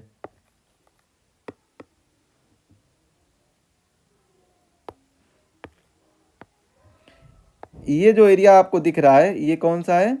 ये भी कलर ठीक नहीं है, हल्का कलर लेते हैं। ये जो एरिया आपको दिख रहा है ये कौन सा है? भाबर एवं तराई का क्षेत्र। ये उत्तर प्रदेश का जो ऊपर वाला एरिया है ये कौन सा है? भाबर एवं तराई का क्षेत्र।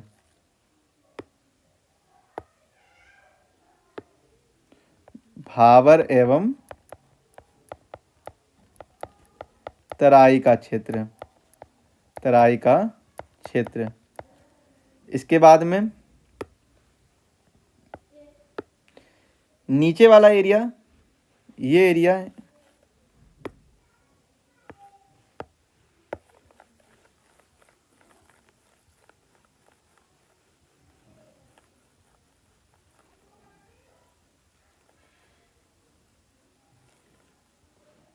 एक मिनट, इसको ऐसे ही नोट करेंगे।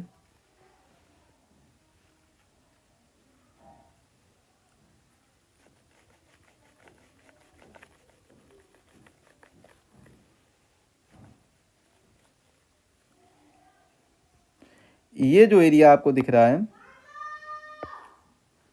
ये कौन सा है? दक्षिण का पठारी प्रदेश, पठारी प्रदेश। और ये जो बीच का एरिया आपको दिख रहा है, ये वाला एरिया बीच वाला, ये है गंगा यमुना का मैदान, गंगा यमुना का मैदान। ये कौन सा है? गंगा यमुना का मैदान है। तो ये चीज़ें आपको याद रखनी होगी। क्या रखनी होगी? ये चीज़ें भौतिक विभाग में आपको याद रखनी होगी। तो देखिए भाबर एवं तराई के क्षेत्र में, भाबर का क्षेत्र क्या कहलाता है? कंकड़ पत्थर से निर्मित पर्वतीय भूभाग है, वो क्या है? भाबर का क्षेत्र है। कौन कौन से जिले आ जाते हैं भाबर के क्षेत्र में? भाबर के क्षेत्र को क्या कहते हैं? कंकड़ पत्थर से निर्मित भूभाग को, कंकड़ पत्थर से निर्मित भूभाग को, कंकड़ पत्थर से निर्मित भूभाग, ये क्या कहलाएगा? भाबर का क्षेत्र कहलाएगा। और इसकी जो विशेषताएं हैं वो क्या हैं कि पश्चिम से पूर्व की ओर बढ़ने पर, इस डायरेक्शन में बढ़ने पर इसकी जो चौड़ाई है, पूर्व की ओर बढ़ने पर इसकी जो चौड़ाई है वो चौड़ाई में इसकी कमी आती है। मतलब क्या है कि अगर पहले ये मान लीजिए यहाँ से इतना चल रहा है, अब इसकी कमी ऐसे आती जाएगी, लास्ट में इस तरीके से कमी आ जाएगी, चौड़ाई में कमी आ जाती है। तो ये चीज़ आप लोग याद रखिएगा। इसके बाद में इसका जो विस्तार है वो कहाँ कहाँ माना जाता है? बिजनौर, सहारनपुर, पीलीभीत, शाहजहाँपुर, लखीमपुर खीरी, ये जितने ज़िले दिए गए, ऊपर वाले जो भी ज़िले दिए गए हैं, इन ज़िलों में इनका विस्तार माना जाता है। अब यहीं अगर तराई के क्षेत्र की बात करें तो तराई का क्षेत्र किसे कहते हैं? तराई का क्षेत्र, तराई का क्षेत्र होता है जो महीन अवसादों से निर्मित होता है, महीन अवसादों से निर्मित होता है। किससे निर्मित होता है? महीन अवसादों से निर्मित मिट्टी को तराई के क्षेत्र कहते हैं, या निर्मित क्षेत्र को तराई का क्षेत्र कहते हैं। इसका जो एरिया है, विस्तार है, वो भी लगभग लगभग वही माना जाता है, सहारनपुर, बिजनौर, बरेली से लेकर महाराजगंज, देवरिया आदि जिलों से संबंधित माना जाता है। लेकिन तराई के भाबर का जो क्षेत्र होता है, इसमें नदियाँ लुप्त हो जाती हैं। नदियाँ कैसी हो जाती हैं? लुप्त हो जाती हैं, मतलब दिखना बंद हो जाती हैं। जबकि तराई के क्षेत्र में कहीं ना कहीं आपको नदियाँ नजर आना स्टार्ट हो जाएंगी। गन्ना, गेहूं, जूट आदि फसलों के लिए तराई का क्षेत्र बहुत महत्वपूर्ण माना जाता है। घने जंगल और लंबे हाथी घासों से ढका हुआ क्षेत्र माना जाता है। भूमि सुधार कार्यों के कारण चौड़ाई में कमी हुई, जिससे उपजाऊ भूमि किसानों को प्राप्त होना प्रारंभ हो जाती है तराई के क्षेत्र में। वहीं अगर बात की जाए गंगा यमुना के मैदान के बारे में, तो इसका जो विस्तार है गंगा यमुना का विस्तार है, वो लगभग माना जाता है 500 किलोमीटर। कितना माना जाता है? 500 किलोमीटर इसकी ये लंबाई मानी जाती है, 500 किलोमीटर। वहीं अगर चौड़ाई की बात की जाए तो 80 किलोमीटर इसकी चौड़ाई मानी जाती है। इसके बाद में गंगा का मध्य मैदानी प्रदेश, जिसमें उत्तर प्रदेश के सहारनपुर, बिजनौर, मेरठ, मुजफ्फरनगर, बुलंदशहर, अलीगढ़, हाथरस, मथुरा, आगरा, मैनपुरी, बदायूं, एटा, मुरादाबाद और बरेली ऐसे विभिन्न जिले हैं जो गंगा के मध्य मैदानी प्रदेश में आते हैं। अगर गंगा के पूर्वी मैदानी प्रदेश की बात की जाए तो वाराणसी, जौनपुर, गाजीपुर, आजमगढ़, बलिया, मिर्ज़ापुर, सोनभद्र, भदोही जिला, मतलब जो यहाँ से आप देख लिए कि वाराणसी, जो इस एरिया से आप जब देखेंगे, इस एरिया से, तो ये सब क्या है? ये आपको पूर्वी देखने को मिलेगा, पूर्वी मैदान। ये क्या देखने को मिलेगा? ये आपको पूर्वी मैदान देखने को मिलेगा। जबकि ये कौन सा देखने को मिलेगा? मध्य मैदानी, और ये ऊपरी मैदान। ये ऊपरी मैदान, ये मध्य मैदान। ये गंगा यमुना का मैदान भी 3 भागों में विभाजित है, इस चीज़ को भी ध्यान रखिएगा।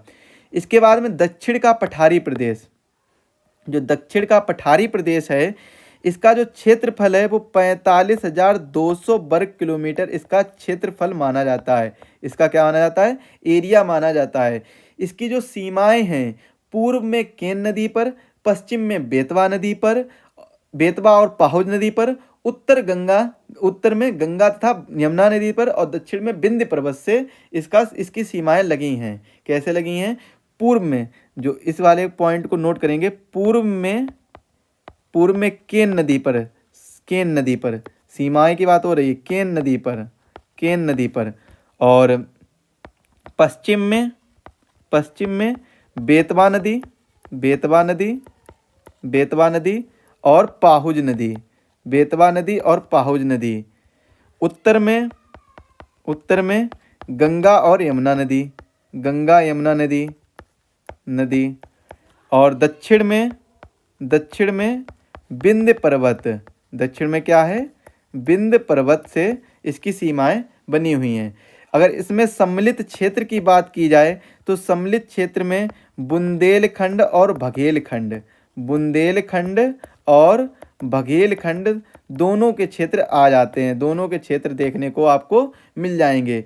इसकी अगर सामान्य ऊंचाई की बात की जाए तो ऊंचाई कितनी है? 300 मीटर लगभग सामान्य ऊंचाई है, लेकिन कुछ स्थानों पर इसकी ऊंचाई 450 मीटर है। कौन कौन से? जो कुछ, और कहीं कहीं पर आपको जैसे कैमूर रेंज में, कैमूर और सोनकर की जो पहाड़ियां हैं, वहां पर 600 मीटर की भी ऊंचाई देखने को आपको मिल जाएगी। कहां पर? कैमूर और सोनकर में आपको 600 मीटर की भी ऊंचाई देखने को मिल जाएगी। तो ये इसकी विशेषता है। अब वहीं पे अगर हम बात करें उत्तर प्रदेश की जलवायु के बारे में, किसके बारे में चर्चा करते हैं? उत्तर प्रदेश की जलवायु के बारे में। तो जलवायु के बारे में देखिए, 3 आपको याद रखनी होगी। कौन कौन सी? सबसे पहले तो आपको ये पता होना कि उत्तर प्रदेश की जलवायु कैसी है। आर्द्र एवं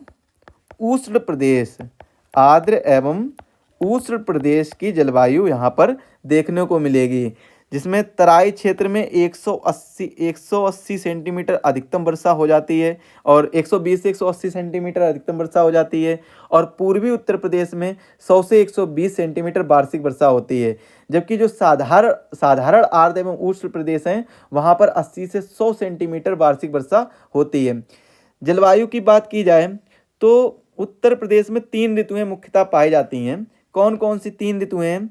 एक तो शीत ऋतु है, शीत ऋतु, एक वर्षा ऋतु है और एक ग्रीष्म ऋतु है। एक कौन सी है? ग्रीष्म ऋतु है। तो 3 ऋतुएं उत्तर प्रदेश में पाई जाती हैं। कौन कौन सी? शीत ऋतु, वर्षा ऋतु, ग्रीष्म ऋतु। शीत ऋतु, वर्षा ऋतु और ग्रीष्म ऋतु, 3 ऋतुएं पाई जाती हैं। कोपेन के अनुसार उत्तर प्रदेश में जलवायु का शुष्क शीत वाला मानसूनी प्रकार CWG मिलता है, जबकि थार्नवेट के अनुसार CVW मिलता है, अर्थात समशीतोष्ण उपाद्र जलवायु का विस्तार मिलता है। किसके? थार्नवेट के अनुसार। अगर हम बात करें एक एक ऋतु के बारे में, तो सबसे पहले हम बात करते हैं शीत ऋतु के बारे में। तो शीत ऋतु उत्तर प्रदेश में कब से कब तक? अक्टूबर से फरवरी तक पाई जाती है। कब से कब तक? अक्टूबर से फरवरी तक पाई जाती है। सर्वाधिक ठंडे महीने की अगर बात की जाए शीत ऋतु में, तो जनवरी के महीने में सबसे ज़्यादा ठंड उत्तर प्रदेश में पड़ती है। वहीं अगर उत्तर प्रदेश में शीत ऋतु में वर्षा की बात की जाए, तो उत्तर पश्चिमी क्षेत्र में 7 से 10 सेंटीमीटर लगभग वर्षा हो जाती है, जबकि उत्तर पश्चिमी से आने वाले चक्रवातों के कारण इनकी जो औसत संख्या होती है वो 3 से 5 के मध्य होती है। चक्रवात की जो औसत संख्या कितनी होती है? 3 से 5 के मध्य होती है शीत ऋतु में। तापमान, अधिकतम तापमान शीत ऋतु में कितना पाया जाता है? 28.3 डिग्री सेल्सियस, जबकि न्यूनतम तापमान 13.3 डिग्री सेल्सियस न्यूनतम तापमान पाया जाता है। वहीं अगर वर्षा ऋतु की बात की जाए, किसकी बात की जाए? वर्षा ऋतु की बात है, तो जून के अंतिम सप्ताह से स्टार्ट होती है और अक्टूबर तक चलती है। कब से? जून से अक्टूबर तक चलती है। और इसमें सबसे ज़्यादा जो वर्षा होती है वो कौन से महीना में होती है? जुलाई और अगस्त में सबसे ज़्यादा वर्षा होती है, जुलाई और अगस्त में। अधिकतम तापमान 32 से 34 डिग्री सेल्सियस पाया जाता है, 32 से 34 डिग्री सेल्सियस अधिकतम तापमान। और न्यूनतम तापमान कितना पाया जाता है? 25 डिग्री सेल्सियस न्यूनतम तापमान पाया जाता है। वर्षा की मात्रा, प्रदेश के संपूर्ण वर्षा का लगभग 60% वर्षा उत्तर प्रदेश में अगस्त माह में होती है। कब होती है? उत्तर प्रदेश में अगस्त माह में होती है। अधिकांश मानसूनी वर्षा बंगाल की खाड़ी शाखा से प्राप्त होती है, बंगाल की खाड़ी की शाखा से प्राप्त होती है। ग्रीष्म ऋतु की बात की जाए अगर, तो ग्रीष्म ऋतु मार्च से जून तक चलती है। कब से कब तक? मार्च से जून तक चलती है। और अधिकतम गर्मी सबसे ज़्यादा कहाँ पर पड़ती है? झांसी व आगरा में। झांसी व आगरा जिला में सबसे ज़्यादा गर्मी पड़ती है। सबसे कम गर्मी कहाँ पर पड़ती है? बरेली जिला में सबसे कम गर्मी पड़ती है, बरेली जिला में सबसे कम गर्मी पड़ती है। और लू किसे कहते हैं? ग्रीष्म ऋतु में पश्चिम की ओर से चलने वाली जो शुष्क एवं गर्म हवाएं होती हैं उनको ही हम प्यार से लू बोलते हैं, और प्यार से और ग्रामीण भाषा में। ग्रीष्म ऋतु में कुछ स्थानों पर अधिकतम तापमान कितना रहता है? 47 डिग्री सेल्सियस अधिकतम तापमान रहता है। और औसत तापमान अगर आपसे पूछा जाए तो 36 से 39 डिग्री सेल्सियस ये एवरेज टेम्परेचर है। ये कैसा है? एवरेज टेम्परेचर है, क्योंकि कुछ जगह पर 47 डिग्री सेल्सियस भी टेम्परेचर होता है। बुंदेलखंड क्षेत्र में सर्वाधिक औसत तापमान होता है। और कारण क्या है? क्योंकि कर्क रेखा की निकटता इसका कारण है। कर्क रेखा यहाँ से बिल्कुल पास से ही निकलती है। इसके बाद में सर्वाधिक रिकॉर्ड तापमान मई और जून महीने में देखने को मिलेगा। मई जून में आपको सर्वाधिक गर्मी देखने को मिलेगी, ये चीज़ आप लोग याद रखिएगा। इसके बाद में उत्तर प्रदेश की मिट्टियों के बारे में चर्चा करते हैं। उत्तर प्रदेश की मिट्टियाँ, वैसे तो उत्तर प्रदेश में काफ़ी मिट्टियाँ पाई जाती हैं, लेकिन हम उत्तर प्रदेश में कुछ विभिन्न प्रकार की मिट्टियों के बारे में जानते हैं। तो सबसे पहले हम जानेंगे खादर मिट्टी। किसके बारे में जानेंगे? खादर मिट्टी के बारे में जानेंगे। खादर मिट्टी, खादर मिट्टी देखिए, इसकी जो उर्वरता होती है वो बांगर की अपेक्षा अधिक मात्रा में उर्वर शक्ति होती है। सॉरी, पहले एक काम करते हैं, बांगर मिट्टी के बारे में जानते हैं, क्योंकि तब ज़्यादा आपको समझ में आएगा। कुछ मिट्टियों के बारे में चर्चा कर लेते हैं। तो सबसे पहले बांगर मिट्टी और खादर मिट्टी, इन दोनों के बारे में जानते हैं। बांगर मिट्टी और खादर मिट्टी। तो जो बांगर मिट्टी होती है, किसकी? जो बांगर मिट्टी होती है, इनकी जो इनमें जो खनिज प्रचुरता पाई जाती है वो सबसे ज़्यादा आपको देखने को मिलेगा फास्फोरस, फास्फोरस और चूना, चूना देखने को मिलेगा। और यहाँ पर आपको कमी मिलेगी किसकी, नाइट्रोजन, पोटास, जीवांश आदि पदार्थों की कमी मिलेगी।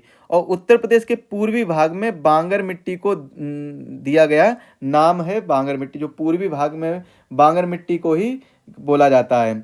इसके बाद में बांगर मिट्टी के अन्य नाम कौन कौन से हैं, अगर अन्य नाम की बात की जाए, अन्य नाम, तो अन्य नाम कौन कौन से आ जाएंगे, अन्य नाम आ जाएंगे दोमट मिट्टी, दोमट मिट्टी भी इसी को बोलते हैं, मटियार मिट्टी बोलते हैं, बलुई मिट्टी बोलते हैं, कौन सी मिट्टी बोलते हैं, बलुई मिट्टी बोलते हैं, और पुरानी जलोढ़, पुरानी जलोढ़ मिट्टी भी बोलते हैं, पुरानी जलोढ़ मिट्टी, और उपरहार मिट्टी भी बोलते हैं, उपरहार मिट्टी भी बोलते हैं किसको, बांगर मिट्टी को। अगर वहीं खादर मिट्टी की बात की जाए तो इसको नवीन जलोढ़, इसको क्या बोलेंगे, नवीन जलोढ़ मिट्टी बोलेंगे, नवीन जलोढ़ मिट्टी। और कछारी मिट्टी बोलेंगे, कछारी मिट्टी, कछारी मिट्टी, सिल्ट मिट्टी, सिल्ट बलुआ मिट्टी, बलुआ, और मटियार दोमट, मटियार दोमट मिट्टी भी बोलते हैं। इसके बाद में इसका जो विस्तार है, दोमट खादर मिट्टी का जो विस्तार है नदियों के बाढ़ वाले मैदान में ज़्यादा देखने को मिलेगा। इसका जो विस्तार है वो कहाँ पर देखने को मिलेगा, नदियों के बाढ़ वाले मैदान में, नदियों के बाढ़ वाले मैदान में, बाढ़ वाले मैदान में देखने को मिलेगा। इसके बाद में खनिज उपलब्धता की बात की जाए तो यहाँ पर चूना, पोटास, मैग्नीशियम, जीवांशों की अधिकता पाई जाती है। चूना, पोटास, पोटास और जीवांशों की अधिकता यहाँ पर पाई जाती है जो खादर मिट्टी होती है। और इसकी जो विशेषता होती है वो हल्के रंग वाली छिद्र युक्त तथा महीन कणों वाली ये मिट्टी होती है। कैसी मिट्टी होती है, इसका इस मिट्टी का जो रंग होता है वो कैसा होता है, हल्का होता है, रंग हल्का होता है, छिद्र युक्त मिट्टी होती है। कैसी मिट्टी होती है, छिद्र युक्त मिट्टी होती है। तो ये खादर और बांगर मिट्टी हो गई। इसके बाद में और भी मिट्टी आ जाती हैं, जैसे कौन कौन सी मिट्टी है, जलोढ़ मृदाएं आ जाती हैं, कैल्शियम युक्त मृदाएं आ जाती है, मध्यकाली मृदाएं आ जाती हैं, मिश्रित लाल एवं काली मृदा आ जाती है, बुंदेलखंडीय मृदा आ जाती है। बुंदेलखंडीय जो मृदा होती है उसका अन्य नाम पड़वा होता है, परवा भी कहते हैं, माड़ भी कहते हैं, राकर भी कहते हैं, राकर, पड़वा, मार, ये बुंदेलखंड मिट्टी हुई होती है। इसके बाद में लाल मिट्टी, लाल मिट्टी देखिए, लाल मिट्टी का जो अन्य नाम है, लाल मिट्टी को कौन कौन से अन्य नाम जाने जाते हैं, फिलहाल तो अन्य नाम नहीं, लाल मिट्टी को तो लाली मिट्टी के नाम से जाना जाता है। लाल मिट्टी में जो कमी पाई जाती है वो नाइट्रोजन की कमी पाई जाती है। और यहाँ पर लाल मिट्टी में सबसे ज़्यादा जो फसल उगाई जाती है वो गेहूँ, चना और दलहन की फसलें उगाई जाती हैं। लाल मिट्टी कहाँ पर सबसे ज़्यादा, मिर्ज़ापुर, सोनभद्र आदि जिलों में लाल मिट्टी सबसे ज़्यादा पाई जाती है। और इसका जो निर्माण होता है वो बालू में लाल शैलों के अपक्षय के द्वारा किया जाता है, लाल मिट्टी का निर्माण। बुंदेलखंडीय मृदा के बारे में तो जान ही लिया, तो उत्तर प्रदेश के दक्षिण पठार की मिट्टियां हैं वो बुंदेलखंडीय मृदाएं कहलाती हैं। इनके जो अन्य नाम है वो पड़वा है, राकर है, माड़ है और भोटा मृदा, भोटा मृदा भी कहते हैं इसको। इसके बाद में उत्तर प्रदेश की प्राकृतिक जनजातियां, प्राकृतिक वनस्पतियां। तो प्रथम वन नीति कब आई थी, उत्तर प्रदेश में जो प्रथम वन नीति है, वन नीति, वो कब आई थी। प्रथम वन नीति आई थी वर्ष 1952 में, वर्ष 1952 में पहली वन नीति आई थी। और द्वितीय वन नीति कब आई थी, द्वितीय वन नीति, द्वितीय वन नीति ये आई थी वर्ष 1988 में आई थी। उत्तर प्रदेश का वन नीति का संचालन कब से हुआ था, 1998 से वन नीति का संचालन होना प्रारंभ हो गया था। राज्य वन नीति कब आई थी, 2017 में राज्य वन नीति आई थी। और ये किसके स्थान पर, 1998 की वन नीति के स्थान पर लाई गई थी। हालांकि ये चीज़ें हम बाद में भी पहले ही डिस्कस कर चुके हैं इन सभी चीज़ों के बारे में। तो जिनके बारे में हमने डिस्कस नहीं किया है उनके बारे में हम डिस्कस करेंगे। तो सबसे पहले हम देख लेते हैं उत्तर प्रदेश के वन्य जीव विहार के बारे में। किसके बारे में देख लेते हैं, वन्य जीव विहार के बारे में। उत्तर प्रदेश के, उत्तर प्रदेश के वन्य जीव विहार। उत्तर प्रदेश में कितने वन्यजीव विहार हैं? 11 वन्यजीव विहार हैं। कौन कौन से हैं? तो सबसे पहले देखिए, ललितपुर में महावीर स्वामी वन्यजीव विहार। ललितपुर में कौन सा है? महावीर स्वामी वन्यजीव विहार। यहाँ पर कौन सा है? महावीर। एक काम करते हैं, इसकी जो पीडीएफ है, अगली पीडीएफ जहाँ पर मैंने एक बार क्लास ली थी और कुछ रीजन की वजह से वो क्लास अपलोड नहीं हो पाई थी, उसमें चीज़ें देख लेते हैं, जल्दी जल्दी रिवीजन कर लेते हैं। देखिए ये जो पीडीएफ है इसको भी आपको प्रोवाइड करा दिया जाएगा, टेंशन मत लीजिए इसकी।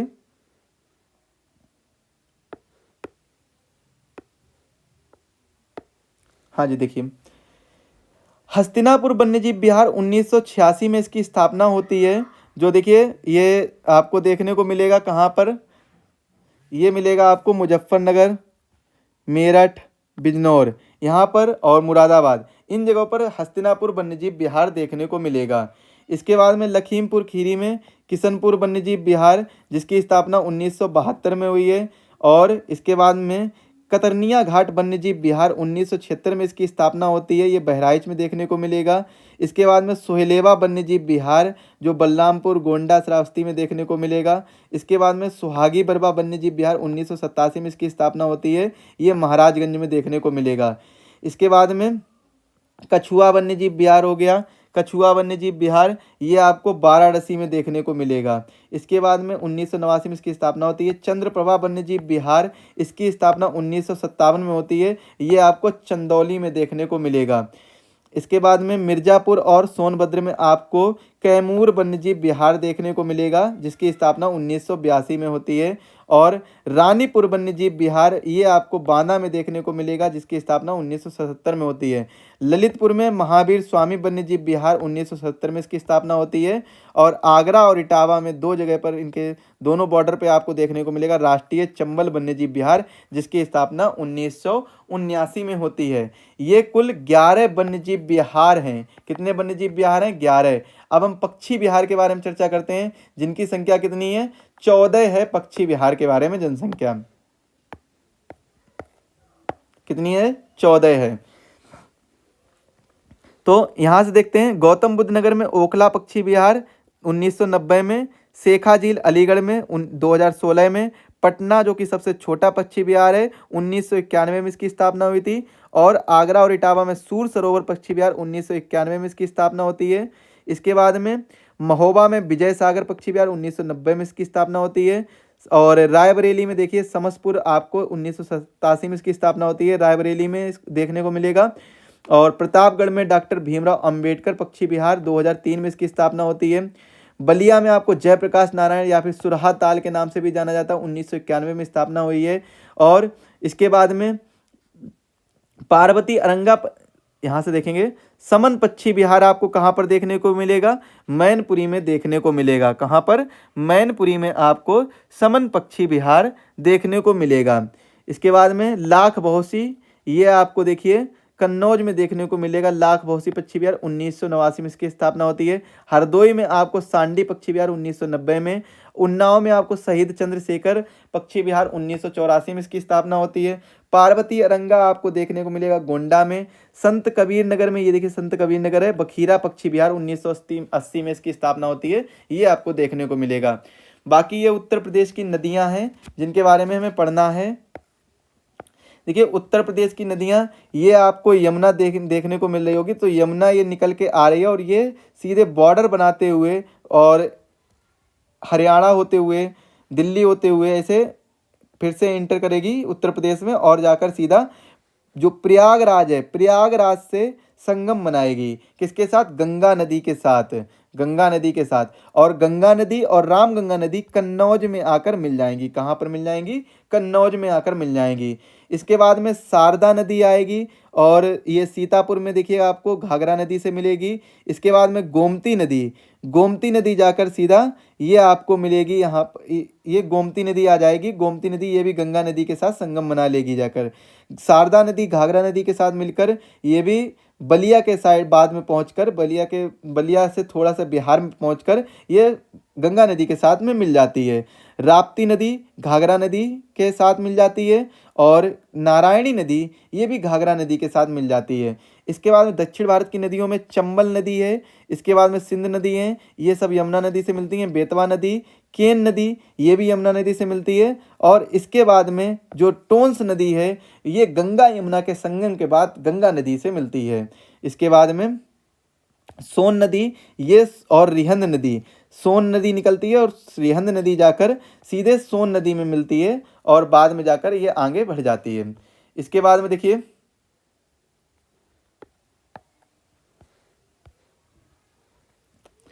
गंगा नदी देखिए 2525 किलोमीटर इसकी लंबाई है, यमुना नदी की 1376 है, शारदा नदी की 350 किलोमीटर है, रामगंगा की 596 है, सरयू की 1080 है, गंडक की 630 किलोमीटर है, राप्ती की 640 है, गोमती की 900 किलोमीटर है, वरुणा की 100 किलोमीटर है, सही की 563 किलोमीटर है, चंबल की कितनी है 1051 किलोमीटर, बेतवा नदी की 590 किलोमीटर, केन की 427 किलोमीटर, सोन नदी की 784 किलोमीटर, सिंध नदी की 416 किलोमीटर। इसके बाद में उत्तर प्रदेश की कुछ प्रमुख झीलें हैं जिनके बारे में हमें चर्चा करना है।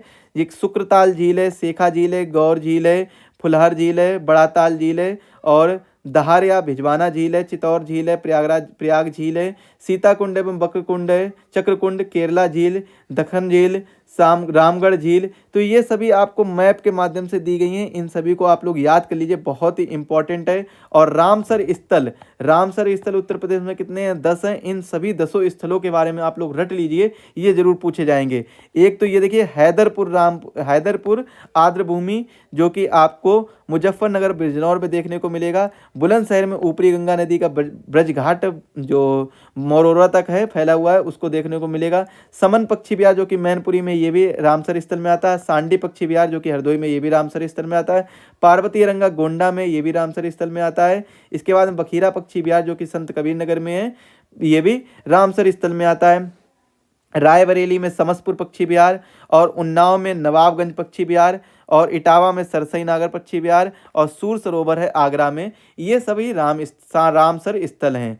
प्रमुख बांध की बात की जाए तो झांसी में कुछ प्रमुख बांध है, परीक्षा बांध, माता टीला बांध और सुकमा टुकमा बांध।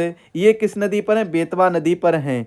ललितपुर में देखिए जामनी बांध है, जामनी नदी पर, रोहिणी बांध है, रोहिणी नदी पर, सहजाद बांध है, सहजाद नदी पर, गोविंद सागर बांध है, सहजाद नदी पर, सजनाम बांध है, सजनाम नदी पर, राजघाट बांध है, बेतवा नदी पर।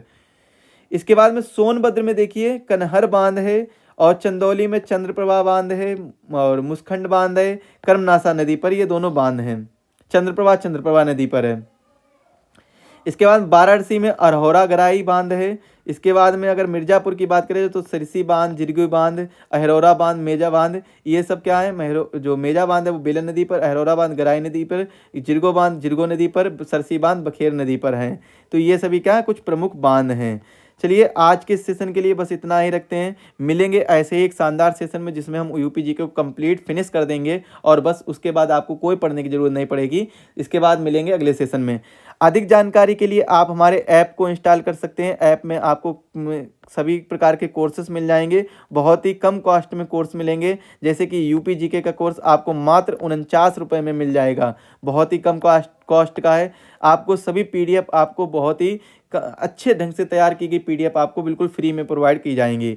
इस वीडियो की पीडीएफ भी आपको एप्लीकेशन पर ही प्रोवाइड की जाएगी, तो एप्लीकेशन को जरूर इंस्टॉल कर लिए। वहां से आप इसकी लिंक डिस्क्रिप्शन बॉक्स में इसकी लिंक दी गई, वहां से इंस्टॉल कर लीजिए। मिलेंगे अगले वीडियो में, तब तक के लिए धन्यवाद सभी लोग।